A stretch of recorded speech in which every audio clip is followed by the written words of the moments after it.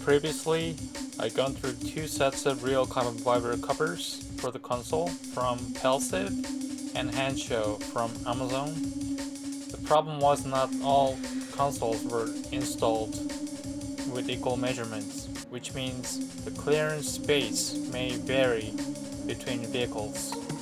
Some Tesla will fit and others may end up scratching the surface by the roller, which is located in the middle of the sliding door. Mine had a tight clearance, so I ended up scratching both of real carbon fiber covers. This is matte carbon fiber printed ABS sheet cover from Farmogo. It's about 0.2 millimeter thin and has zero issue of clearance if you have tight space like I do.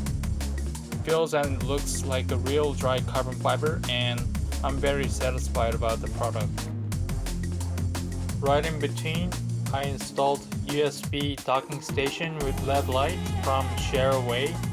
I wrapped it with carbon fiber vinyl to match the carbon cover, and it matches very closely with the rest of the console.